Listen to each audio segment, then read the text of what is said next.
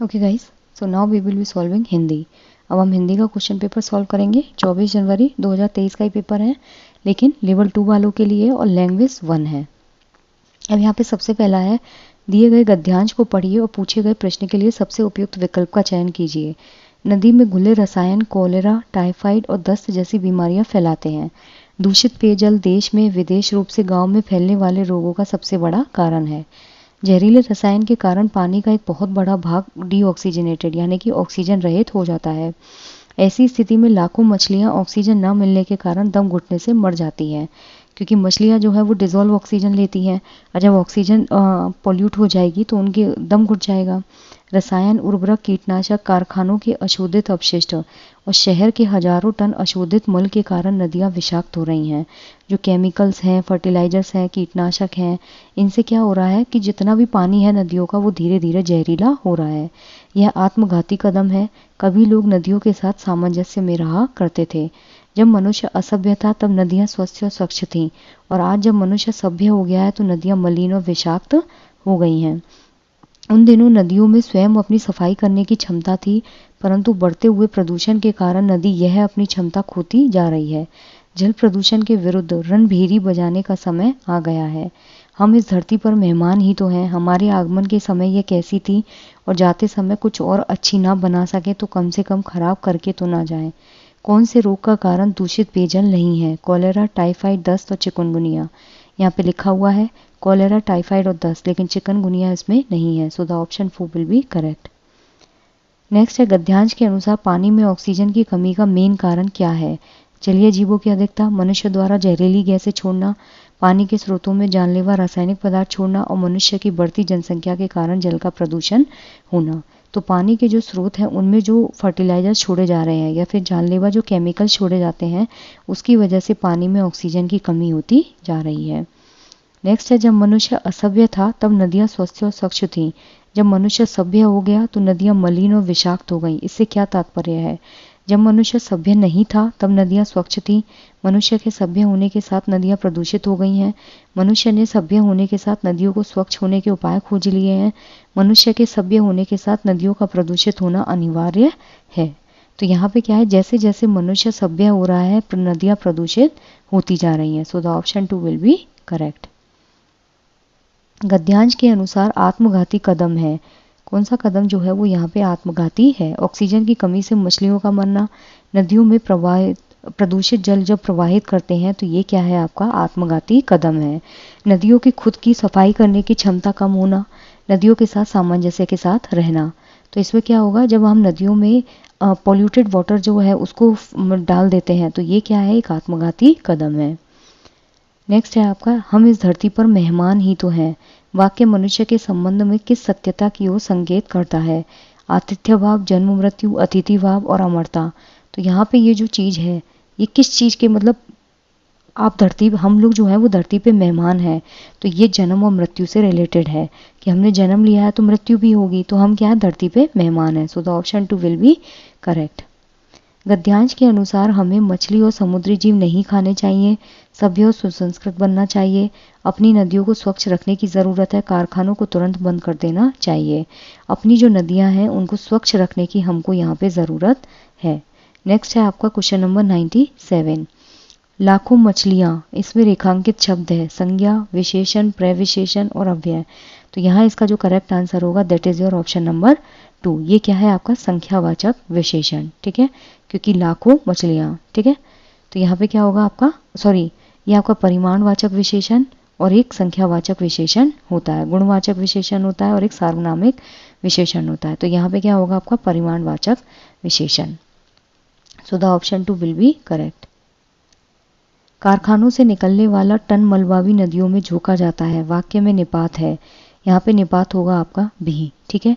जब आप किसी भी सेंटेंस को पढ़ेंगे ना तो जहाँ पे आपको एम्फेसाइज करके बोला जाएगा, ठीक है, चीज़ों को जहाँ पे भी आपको लगे कि ये वाला वर्ड जो है वो बहुत ज़्यादा प्रेशर क्रिएट कर रहा है तो वो होता है आपका निपात, ठीक है। तो यहाँ पे निपात क्या होगा आपका भी, क्योंकि निकलने वाला मलबा जो है वो भी, कारखानों से निकलने वाला टन मलबा जो है वो नदियों में झोंका जाता है, ठीक है। नेक्स्ट है आपका क्वेश्चन नंबर 99, अशोधित का विलोम शब्द है, अशोधित का होगा आपका शोधित, सो the option 4 will be correct. इसमें ज़्यादा टाइम वेस्ट करने की ज़रूरत नहीं है क्योंकि सिंपल है, अनाशोधित नहीं होगा, शुद्ध नहीं होगा, शोधन नहीं होगा। अब यहाँ पे है दिए गए काव्यांश को ध्यानपूर्वक पढ़िए और पूछे गए प्रश्न के सही विकल्प का चयन कीजिए। निर्निमेष क्षण भर मैं उनको देखता रहा, निर्निमेष मतलब बिना पल के झुकाए, मैं उनको देखता रहा, सहसा मुझे स्मरण हो गया कुछ दिन पहले बीज सेम के मैंने रोपे थे आंगन में, मतलब सेम के जो बीज हैं उन्होंने आंगन में रोपे थे, मतलब लगाए थे, और उन्हीं से बौने पौधों की यह पलटन, छोटे छोटे जो प्लांटलेट्स होते हैं, मेरी आंखों के सम्मुख अब खड़ी गर्व से नन्हे नाटे पैर पटक बढ़ती जा रही है, मतलब जो बेल है वो धीरे धीरे पेड़ जो है वो आगे बढ़ता जा रहा है। तब से उनको रहा देखता धीरे धीरे अनगिनत पत्तों से लद भर गई झड़ियाँ। अब क्या है, इसमें बहुत सारे पत्ते आ गए हैं, हरे भरे टंग गए कई मखमली चंदोवे, बेल फैल गई बलखा आंगन में लहरा, मतलब पूरी बेल जो है उसमें बहुत सारे हरे भरे पत्ते आ गए हैं जिसकी वजह से वो मखमली सा लगता है, और जो बेल है वो पूरे आंगन में लहरा रही है। और सहरा लेकर बाड़े की टट्टी का हरे हरे 100 झरने फूटे पड़े ऊपर को, मैं अवाक रह गया वंश कैसे बढ़ता है, मतलब वो ये चीज़ देख के हैरान रह गए कि वंश जो है वो आगे कैसे बढ़ता है। कविता में किसके वंश के बढ़ने का वर्णन है, सेम की बेल, नन्हे पौधे, पत्ती के बढ़ने और झरने के पानी के बढ़ने। तो यहाँ पे सेम की जो बेल है उसके बढ़ने के वंश का वर्णन किया गया है। क्यों, ये देखिए, बीज सेम के मैंने रोपे थे आंगन में। नेक्स्ट है क्वेश्चन नंबर 101, सेम के बेल के लिए किस विशेषण का प्रयोग नहीं किया गया है, मखमली, हरा भरा, बौने और चंदोवे। तो यहाँ इसका जो करेक्ट आंसर होगा that is your option number 4, क्योंकि मखमली यहाँ पे यूज हुआ है, ठीक है, हरे भरे यहाँ यूज हुआ है, और बौने, बेल फैल गई बलखा, ओके, बौने पौधे की यह पलटन। तो ये क्या है, इसके विशेषण यूज किया है, मखमली बेल, हरी भरी बेल, बौनी बेल।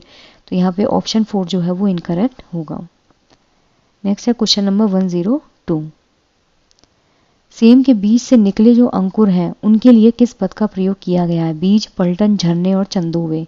तो यहाँ इसका करेक्ट आंसर है पलटन, ठीक है, सेम के बीज से जो अंकुरन फूटा है उसके लिए क्या यूज किया है, पलटन। यहाँ पे आया भी है, उन्हीं से पौने पौधों की यह पलटन, सो the option 2 will be correct. Next है क्वेश्चन नंबर 103, सेम की बेल बहुतायत में चारों तरफ फैल गई है, यह भाव कविता में किन शब्दों में व्यक्त नहीं किया गया है, लद भर गई झड़ियाँ, उनको रहा देखता धीरे धीरे, हरे भरे 100 झरने फूट पड़े, वंश कैसे बढ़ता है। तो यहाँ पे उनको रहा देखता धीरे धीरे जो है वो यहाँ पे इसमें चारों तरफ फैल गई के लिए यूज नहीं हुआ है। लद भर मतलब जो झड़झड़ पूरे भर जाती है झाड़ियाँ, हरे भरे 100 झरने फूट पड़े, छोटी छोटी सी हरी हरी पूरे में प्लांटलेट आ गई, वंश कैसे बढ़ता है, लेकिन उनको रहा देखता धीरे धीरे ये अलग सेंटेंस है। नेक्स्ट है क्वेश्चन नंबर 104, बेल का पर्यायवाची शब्द है वल्लरी, पादप, द्रुम और स्कंद। तो यहाँ पे इसका जो करेक्ट आंसर है that is Vallari. Vallari means होती है आपकी बेल, पादप मीन्स पेड़ होता है, द्रुम भी पेड़ होता है, ठीक है, स्कंद कंधा होता है, सो the option 1 is correct. Next है अब खड़ी गर्व से मैं क्या अलंकार है, मतलब गर्व से खड़ी हुई अब वो है, तो इसमें कौन सा अलंकार है, उपमा, रूपक, अनुप्रास और मानवीकरण। तो यहाँ पे आपका कौन सा अलंकार होगा, मानवीकरण। क्यों, क्योंकि आप किसी निर्जीव चीज जो है उसको सजीव चीज से कंपेयर कर रहे हैं। बेल जो है उसको कैसे दिखाया है, बड़े गर्व से खड़ी है, गर्व से कौन खड़ा होता है, ह्यूमन बींग्स, आदमी जो है वो गर्व से खड़ा होता है, सीना तान के चलता है। तो यहाँ पे क्या किया आपने, गर्व जो चीज है उसको एक प्लांट के अंदर वो चीज की है, इंग्लिश में इसको बोलते हैं personification, so the option 4 will be correct. बहुभाषावाद मस्तिष्क की क्षमता है, तो बहुभाषावाद होता है जहाँ पे आप मदर टंग को यूज़ करते करते क्लास में जब आप आते हो तो अपनी एक रीजनल लैंग्वेज से आते हो, लेकिन धीरे धीरे आप क्लास में और भी जितने भी बच्चे हैं उनकी लैंग्वेज को एक्सेप्ट करके बहुभाषावाद सीख जाते हो। अवचेतन रूप से दो भाषाओं में व्यवहार करना, सामान्य संज्ञानात्मक योग्यताओं का प्रयोग करते हुए बहुत से सांस्कृतिक संदर्भ में संलापन करना, इच्छानुसार दो भाषाओं में व्यवहार करना और अनेक सामाजिक और सांस्कृतिक संदर्भों में आधिकारिक नियंत्रण का उपयोग करते हुए संलापन करना, दो भाषाओं में सुगमतापूर्वक व्यवहार कर पाना, सुगमतापूर्वक दो भाषाओं में सामाजिक संदर्भों के आर पार व्यवहार करना। तो यहाँ इसका करेक्ट आंसर होगा that is your option number 2। जो बहुभाषावाद है वो मस्तिष्क की क्षमता है, इसका मतलब क्या है कि इच्छा के अनुसार दो जो भाषाएं हैं उनमें व्यवहार करना, और अनेक सामाजिक और सांस्कृतिक जो संदर्भ हैं उनमें आधिकारिक नियंत्रण का उपयोग करते हुए संलापन करना। मतलब आप बेसिकली चीज़ों को जानते हुए भी दो लैंग्वेज में अपना बिहेवियर शो करते हो। मतलब हिंदी और इंग्लिश आप जानते हो तो आप हिंदी भी बोल रहे हो और इंग्लिश में भी अपना बिहेवियर शो कर रहे हो। और हर लैंग्वेज का अपना एक कल्चर होता है, तो सामाजिक संदर्भ, सांस्कृतिक जो संदर्भ है उसमें उस चीज़ को कंट्रोल करते हुए चीज़ों को जब आप मिक्स करते हो, मतलब उनका संलापन करते हो। सो the option 2 will be correct. भाषा शिक्षा शास्त्री सुझाव देते हैं कि शिक्षार्थी तब अच्छी तरह से सीखते हैं जब तक वे स्वयं न करने लग जाएं, तब तक अध्यापक उन्हें सहारा देते रहें। शब्द भंडार सिखाने के लिए कौन सी युक्ति सही नहीं है? जो लैंग्वेज पेडागोजी है उसमें ये सुझाव दिया जाता है कि बच्चा तब तक अच्छी तरह से सीखता है जब तक कि वो खुद करने ना लग जाए। तो जब तक बच्चे को खुद से लैंग्वेज करनी नहीं आ रही है, यूज़ करनी, तब तक टीचर उनको सहारा देते रहें। तो इस केस में जो है शब्द भंडार सिखाने के लिए कौन सी युक्ति सही नहीं है? जल्दी जल्दी गतिविधि को बदलना, कक्षा में अधिगम और खेल को अलग अलग स्थान देना, अलग अलग बच्चों के लिए उपयुक्त गतिविधियां जैसे गीत, पहेली, खेल आदि का उपयोग करना, शब्दों के अपने इस्तेमाल और उच्चारण पर ध्यान देना। तो यहाँ पे कौन सी युक्ति सही नहीं होगी? कक्षा में अधिगम और खेल जो है उसको अलग अलग स्थान देना। क्यों? क्योंकि बच्चे को आप खेल खेल में जितनी ज़्यादा लैंग्वेज सिखा सकते हो वो आप किसी और तरीके से नहीं सिखा सकते। आप जल्दी जल्दी एक्टिविटीज़ बदल रहे हो, मान लो पहले का आप कोई गेम खिला रहे थे, फिर आप स्पीच पे आ गए, फिर आपने डिबेट कर दी, तो ये क्या है, जल्दी जल्दी एक्टिविटीज़ को चेंज करना। तो इसमें तो बच्चा सीखेगा, ये तो पॉजिटिव है। बच्चों के लिए अलग अलग एक्टिविटी जैसे गीत, पहेली, खेल, ये भी पॉजिटिव है। शब्दों के अपने इस्तेमाल और उच्चारण पर ध्यान देना, ये भी सही है।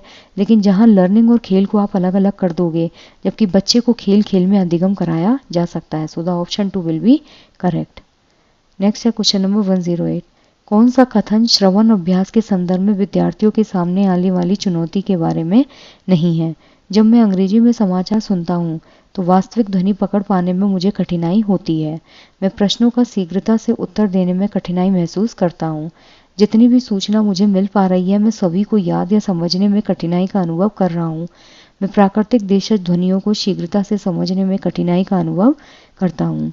तो यहाँ क्या है, लिसनिंग आप प्रैक्टिस करवा रहे हो, ठीक है। तो श्रवण अभ्यास में बच्चों के सामने जो चुनौती नहीं है वो क्या है?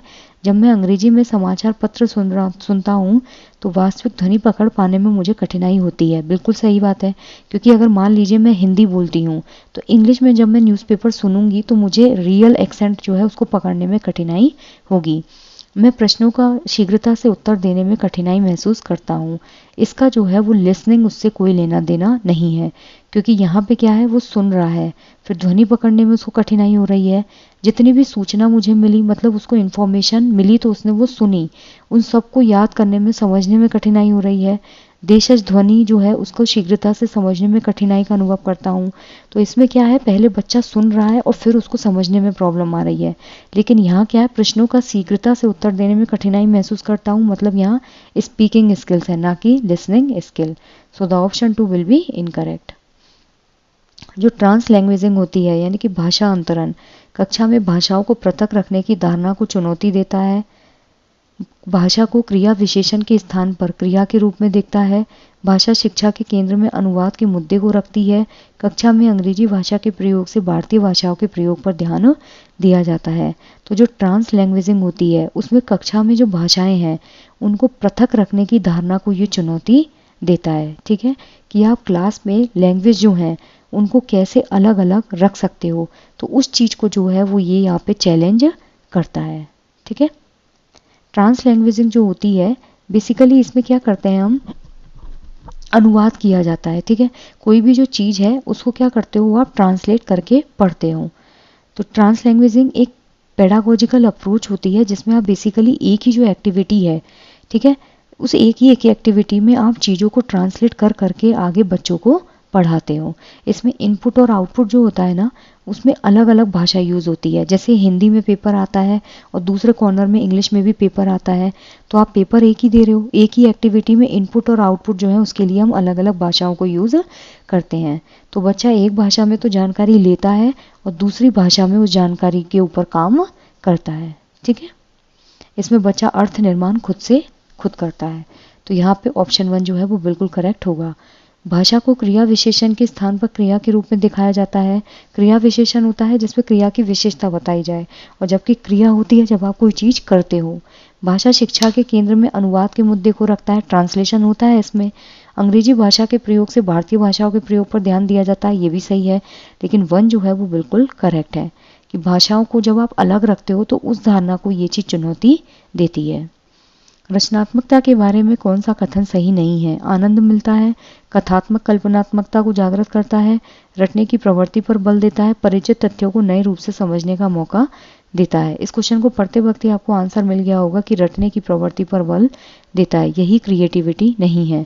आनंद मिलता है जब भी आप कोई चीज़ किसी टफ उसमें बनाते हैं, ड्राइंग करते हैं, पेंटिंग करते हैं, सिंगिंग करते हैं, दैट्स ऑल आर क्रिएटिविटी, तो उसमें आपको एक आनंद मिलता है। कथात्मक कल्पनात्मकता को जागृत करता है, मतलब एक थीमेटिक इमेजिनेशन जो है वो आपके दिमाग में एक्टिव होती है। परिचित जो तथ्य हैं उनको नए रूप से समझने का मौका मिलता है, लेकिन रटने का इससे कोई लेना देना नहीं है। निम्नलिखित में से श्रवण के बारे में कौन सा कथन सही नहीं है? श्रवण वास्तविक स्थिति में होता है। रिकॉर्डिंग के समय पृष्ठभूमि में आ रहा शोर व्यवधान पैदा करता है। कई बार वक्ता बहुत तेज गति से बोलता है। यह निर्भर करता है कि आप कितनी तेज गति से पढ़ सकते हैं। लिसनिंग जो होती है वो रियल सिचुएशन में होता है। अब हम जो कर रहे हैं वो लिसनिंग है। रिकॉर्डिंग के समय जो फीडबैक है उसमें शोर व्यवधान पैदा करता है। अभी जो मैं क्लास रिकॉर्ड कर रही हूँ, अगर पीछे से बहुत तेज शोर आए तो आपको क्या होगा? डिस्टर्बेंस कॉज होगा। कई बार वक्ता बहुत तेज गति से बोलते हैं। कई बार स्पीकर, अगर मैं बहुत जल्दी जल्दी और बहुत तेज तेज बोलने लग जाऊं तो आपको समझ में नहीं आएगा। यह डिपेंड करता है कि आप कितनी तेज गति से पढ़ रहे हैं। This is completely your reading capacity, ठीक है, जिसमें हम फास्ट रीडिंग और इंटेंसिव रीडिंग देखते हैं। लेकिन यहाँ क्या पूछा है? Listening, so the option 4 will be incorrect. कौन सा वाक्यांश भाषा के संदर्भ में नहीं है? योजक, खोजबीन पद्धति, सर्वनाम और ग्रामर ट्रांसलेशन मेथड। तो यहाँ पे जो खोजबीन पद्धति होती है ये भाषा के संदर्भ में नहीं है। खोजबीन पद्धति होती है जहाँ पे बच्चा किसी भी चीज़ को खुद से डिस्कवर करता है। योजक पद होते हैं जहाँ पे कनेक्टिंग वर्ड्स होते हैं। सर्वनाम भाषा है। व्याकरण अनुवाद विधि, ग्रामर ट्रांसलेशन, जिसमें मदर टंग को यूज़ करके टारगेट लैंग्वेज बच्चे को सिखाई जाती है। जबकि खोजबीन पद्धति जो होती है वो एक पढ़ने की एक टेक्नोलॉजी है, एक अप्रोच है जहाँ पे बच्चा खुद डिस्कवर करके चीज़ों को पढ़ता है। पठन क्या है? जो हम नहीं जानते उसे समझने के लिए जो जानते हैं उसका प्रयोग करना। पठन सामग्री की विषय वस्तु और प्रकार्य के बारे में परिकल्पना बनाना और अपने विचार सुझावों का अनुसरण करना। अनुमान लगाने की सतत प्रक्रिया है। पाठ्य सामग्री में क्या जोड़ता है, यह इतना महत्वपूर्ण नहीं है जितना कि उसे पाठ्य सामग्री में क्या मिलता है। अनुमान लगाने की यह एक सतत प्रक्रिया है। पाठक पाठ्य सामग्री में क्या जोड़ता है यह अधिक महत्वपूर्ण है बजाय इसके कि पाठ्य सामग्री में क्या मिलता है। तो रीडिंग जो होती है ना उसमें हम क्या करते हैं? अनुमान लगाते हैं। तो ये भी सही है और ये भी सही है कि अनुमान लगाने की सतत प्रक्रिया है, क्योंकि पढ़ते वक्त आप पहले चीज़ों को दिमाग में उसको डिकोड करते हो कि एग्जैक्टली ये कहना क्या चाह रहा है। अब मान लीजिए यही क्वेश्चन है तो पहले आप क्या करोगे? कंटिन्यूअसली उस चीज़ को सोचोगे और फिर दिमाग लगा के उसको ट्रांसलेट करोगे। पाठक पाठ्य सामग्री में क्या जोड़ता है? बिल्कुल सही है कि जो रीडर है वो आपकी टेक्स्ट बुक में क्या क्या चीज़ों को जोड़ रहा है यह इतना महत्वपूर्ण नहीं है, जबकि ये क्या है? इम्पोर्टेंट है। तो ये क्या हो गया? यहाँ गलत हो गया। सही क्या होगा आपका? ऑप्शन नंबर 4 कि जो रीडर है यानी कि जो ऑथर है वो पाठ्य सामग्री में क्या जोड़ रहा है ये बहुत इंपॉर्टेंट है बजाय इसके कि पाठ्य सामग्री जो है उसमें क्या मिलता है। ठीक है, जो रीडिंग जो मटेरियल है उसमें आपको क्या मिल रहा है इसकी बजाय ये बहुत इंपॉर्टेंट होता है कि कोई भी ऑथर या रीडर जो पठन सामग्री है उसमें क्या जोड़ता है। मैं एक दिन वाच्य और काल पढ़ा रही थी। मुझे एक पाठ्य सामग्री मिली जिसमें बहुत सारे उदाहरण थे। मैंने उदाहरणों की ओर संकेत किया और क्रम वाच्य समझाए। ऐसा प्रतीत हुआ कि विद्यार्थियों ने समझ लिया है। जब मैंने उन्हें अभ्यास के लिए काम दिया तो बहुत ही कम विद्यार्थी उस काम को कर सके। नीचे इस अध्यापक के लिए कुछ सुझाव दिए गए हैं जो सही नहीं है उसका चयन कीजिए। कोई दिन टीचर जो है वो वाच्य और काल पढ़ा रही थी, कर्म वाच्य, कर्ता वाच्य, काल पढ़ा रही थी। उसको पाठ्य सामग्री मिली जिसमें बहुत सारे उदाहरण थे। उन्होंने उदाहरण की तरफ इंडिकेट किया और कर्म वाच्य को समझा दिया। कई बच्चों को देख के लगा कि बच्चे अब समझ गए हैं, लेकिन जब उन्होंने प्रैक्टिस के लिए काम दिया तो बहुत सारे विद्यार्थी उसको नहीं कर सके। तो इसके लिए कौन सी टेक्निक जो है वो इस टीचर के लिए सही नहीं है। यह संभव हो सकता है कि व्याकरण पढ़ाने की विधि विद्यार्थियों को प्रोत्साहित ना कर पाई हो, बिल्कुल सही बात है कि अगर आप बोरिंग तरीके से बच्चों को पढ़ा रहे हैं तो उस केस में क्या होता है, बच्चा आपके साथ कनेक्ट नहीं कर पाया। विद्यार्थियों के साथ उनकी शब्द संपदा पर काम करें। यहाँ पे शब्द संपदा पे काम करने की कोई भी ज़रूरत नहीं है। क्यों? क्योंकि यहाँ पे कर्तृवाच्य और काल जो है वो टीचर यहाँ पे समझा रही थी, सॉरी कर्मवाच्य है, ठीक है। और शब्द संपदा होती है जहाँ पे आप बच्चे की डिक्शनरी को या वोकेबलरी को इम्प्रूव करते हो। चुनी गई पाठ्य सामग्री का स्तर विद्यार्थियों के स्तर से ऊंचा होगा। हो सकता है बच्चा 5th क्लास का है, आप उसको जो चीज़ पढ़ा रहे हैं वो 10th क्लास की है, तो बच्चा उसको नहीं समझ पाएगा। लंबे घुमावदार और जटिल उदाहरण के साथ सरल व्याख्या दी जाए। ऐसा नहीं है कि लंबे और घुमावदार और जटिल उदाहरण जो है उनकी जगह आप उसको सिंपल एक्सप्लेनेशन दें, ठीक है। तो ये तो बिल्कुल सही बात है, पॉजिटिव है कि आप बच्चे को कॉम्प्लिकेटेड तरीके से समझाने की बजाय एकदम सिंप्लीफाई फॉर्म में अगर समझाएंगे तो बच्चा उस पर लर्न करेगा। लेकिन विद्यार्थियों के साथ उनकी शब्द संपदा पे काम करना ये इसका सही आंसर नहीं है। वोकेबलरी स्ट्रॉन्ग करने के लिए हम स्पीकिंग जो है उस पर ज़्यादा ध्यान देते हैं। एक वाक्य में किसी तर्क को दो विरोधाभासी बिंदुओं को पहली और तीसरी पंक्ति अभिव्यक्त करती है। पहले अनुच्छेद में जिसमें विरोधाभास है कि दूसरे वाक्य को देखें। यह प्रश्न वास्तविक पठन की जांच करता है, निष्कर्ष निकालने संबंधी पठन की जांच करता है, सूचना प्रदर्शित करता है, शब्द भंडार की अवधारणा की जांच करता है। तो यहाँ पे इसका जो करेक्ट आंसर होगा कि कोई सेंटेंस है, ठीक है, उसमें कोई दो तर्क हैं और ये दोनों तर्क क्या है, विरोधाभासी हैं। तो इन बिंदुओं को पहली और तीसरी पंक्ति जो है वो अभिव्यक्त कर रही है। पहले अनुच्छेद में जिसमें विरोधाभास है उसके दूसरे वाक्य को देखें। तो ये जो प्रश्न है वो वास्तविक पठन की जांच कर रहा है, निष्कर्ष निकालने संबंधी पठन की जांच कर रहा है, सूचना प्रदर्शित करता है, शब्द भंडार की अवधारणा की जांच करता है। यहाँ डिक्शनरी या वोकेबलरी की अवधारणा की जांच नहीं हो रही है। यहाँ पे कोई रीडिंग नहीं है जिसको हम प्रमोट करें कि वास्तविक पठन की जांच हो रही है, लेकिन यहाँ पे क्या है, निष्कर्ष निकल रहा है। तो निष्कर्ष निकलने संबंधी पठन की ये जांच करता है और यहाँ कोई भी इंफॉर्मेशन नहीं है। क्यों? क्योंकि यहाँ पे दो विरोधाभासी बिंदु हैं, ठीक है, कोई सेंटेंस है उसमें तर्क है, उसमें दो विरोधाभासी बिंदु हैं, पहली और तीसरी पंक्ति उसको डिफाइन करती है। पहले आर्टिकल में जिसमें विरोधाभास है उसके दूसरे वाक्य को देखें। तो ये प्रश्न जो है वो आपके निष्कर्ष निकालने संबंधी पठन की जांच करता है। जो कॉन्सेप्ट मैपिंग होती है यानी कि अवधारणा जो मानचित्रण होता है, विद्यार्थियों की समझ को जानने का तरीका है, किसी विशेष टॉपिक पर बच्चों से लिखवाने और निष्कर्ष निकालने का तरीका है, किसी विशेष विषय पर पठन सामग्री और इंटरनेट साइट की सूची बनवाना है, किसी वैयक्तिक अध्ययन पर विद्यार्थियों की समझ को जानने का एक तरीका है। तो जो कॉन्सेप्ट मैपिंग होती है वो बच्चों की जो समझ है उसको जानने का एक तरीका होता है। सो the option 1 will be correct. Concept mapping में हम क्या करते हैं, बच्चे की जो थिंकिंग है उसको जानने की कोशिश करते हैं कि बच्चा किस तरीके से चीज़ों को लर्न कर सकता है। इसमें ये नहीं होता है कि आप पर्टिकुलर टॉपिक पे बच्चों को कुछ लिखने के लिए दे दें, ठीक है। उसमें क्या होगा, आप बेसिकली चीज़ों को मतलब हम फ्लो चार्ट के थ्रू, जैसे आपने यहाँ लिख दिया प्लांट्स को आपने अलग अलग बांट दिया, एंजियोस्पर्म, जिम्नोस्पर्म, ये सब जो होती है ना, दिस इज कॉन्सेप्ट मैपिंग। तो एक बहुत पावरफुल टूल होता है जिससे हम क्लास में जो आइडियाज़ हैं उनके बीच में रिलेशनशिप जो है उसको आइडेंटिफाई कर सकें। बेसिकली ये बच्चे को डीपर नॉलेज जो है उसको गेन करने में हेल्प करता है, ठीक है। This is your visual presentation of information. तो ये जो अवधारणा मानचित्रण होता है इसमें आप विजुअली चीज़ों को रिप्रेजेंट करते हैं। So the option 1 will be correct. कौन सा कथन व्याकरण शिक्षण के संबंध में सही नहीं है, ग्रामर टीचिंग के बारे में करेक्ट नहीं है। व्याकरण शिक्षण के लिए श्रवण का इस्तेमाल, वाचन में त्रुटि के बारे में बातचीत करने के लिए विद्यार्थियों की गलत भाषा का प्रयोग करना, शब्दों के बीच में जुड़ाव बनाने के लिए मानसिक छवियों का सृजन, शिक्षण के लिए वाक्य के स्थान पर अनुच्छेद को प्रयोग करना। तो यहाँ पे ऑप्शन 3 जो है वो बिल्कुल करेक्ट होगा कि व्याकरण शिक्षण के लिए श्रवण का इस्तेमाल। ग्रामर टीचिंग अगर करनी है तो उसके लिए आपको सुनना भी तो पड़ेगा। जब आप बोलते हो तो जो गलतियां करते हो उसके बारे में बातचीत करने के लिए बच्चों की गलत भाषा का प्रयोग, शब्दों के बीच में जुड़ाव बनाने के लिए मानसिक छवियों का सृजन करना। जो शब्द होते हैं अगर आपको उनके बीच में कनेक्शन बनाना है तो आप कॉन्सेप्ट मैपिंग जो है यानी कि मानसिक छवि जो है उसको सृजित करते हैं, नहीं, ग्रामर में इसका कोई भी रोल नहीं होता है। शिक्षण के लिए वाक्य के स्थान पर आर्टिकल्स को यूज़ करना बिल्कुल सही है, लेकिन शब्दों के बीच में जुड़ाव बनाने के लिए हम मानसिक छवियों को यहाँ पे सृजित नहीं करते हैं। So the option 3 will be incorrect. क्या गलतियां मायने रखती हैं? बहुत से लोग त्रुटिपूर्ण भाषा का प्रयोग करते हैं। तब भी वे समझ बना लेते हैं। गलतियां कहाँ सबसे अधिक मायने रखती हैं? कार्यस्थल पर अपने उच्च अधिकारियों के साथ बातचीत करते हुए हमें उचित भाषा का प्रयोग करना चाहिए। उच्चारण शिक्षण इस बात पर ध्यान देता है कि विद्यार्थियों को बलाघात और तान अनुतान की समझ बन जाए जिससे वो बुद्धिपूर्वक बोलें। जब हम विद्यार्थियों की सटीकता पर काम करते हैं, हम उनके साथ भाषा के सही प्रयोग पर कार्य करते हैं। लेखन में गलतियां मायने नहीं रखती क्योंकि लेखन एक ऐसा कौशल है जिसमें अन्य कौशलों की अपेक्षा अधिक गलतियां स्वीकार्य हैं। तो यहाँ पे बोला है कि क्या गलतियां मायने रखती हैं। बहुत से लोग त्रुटिपूर्ण भाषा का प्रयोग करते हैं, तब भी वो समझ बना लेते हैं। गलतियां कहाँ सबसे ज़्यादा मायने रखती हैं? बेमेल को चुनिए।